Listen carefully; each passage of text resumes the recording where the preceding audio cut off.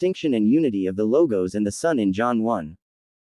John 1 introduces the Logos, the God, and finally the Son. Despite debates and differing opinions on grammatical nuances and interpretations of certain words or phrases, the contextual evidence suggests that the Logos in John 1, 1-4 is not the Son or a person at all. Rather, it is the powerful and creative spoken word of God, consistent with the prophets' writings regarding the Logos in reference to creation. Therefore, it is crucial to maintain this harmony in interpreting John 1, 1, as it aligns with the continuity of Scripture. John 1, 3, Geneva, all things were made by it, and without it was made nothing that was made. John 1:10, he was in the world, and the world was made through him, and the world did not know him. John 1, 3 identifies the word logos as the means by which all things came into being. This is reminiscent of the many instances of, and God said, in Genesis 1.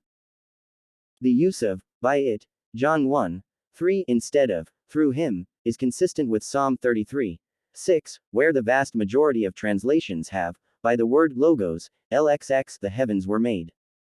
For he spake, verse 9, compare Hebrews 11, 3, 2 Peter 3, 5. The Son, on the other hand, is introduced as the personal agent of creation through whom the world was made in John 1:10, consistent with other biblical passages such as 1 Corinthians 8, 6, Hebrews 1, 2, 10, Colossians 1:16. While the context distinguishing the Logos and the Son is not dependent on the use of, by, versus, through, a comparison of the usage of these prepositions in relation to the Logos and the Son in other texts is a consideration. Nevertheless, the distinction between the Logos and the Son is evident. God, the Father, operates by means of the Logos through the Son, inferring that He, the Father, is the Creator. The order of presentation in the Gospel of John is significant and deliberate. The prologue starts with the creation aspect and introduces the Logos, which is the powerful and creative attribute of God, fully expressive of God, for what God was the Word was, asserting that all things were made by it. Then, the writer moves on to the role of the Son in the act of creation, who is introduced as the personal agent through whom the world was made, John 1:10. After establishing the creation aspect, the Gospel of John then continues to the aspect of redemption, where the Son is first disclosed. The Son is presented as the one coming into the world, John 1:9, to save humanity. The Logos is not spoken of as coming into the world like the Son, but rather it is through the Son that the Logos became flesh, John 1:14, 17, while in contrast the Son became flesh of a woman, Romans 1:3, Galatians 4:4. The true light, the Son, which gives light to everyone, was coming into the world. And in addition or as well, the Word became flesh. John 1:9-14. The Son and the Logos are distinct in their roles and identities but inseparable in their relationship and connection to one another.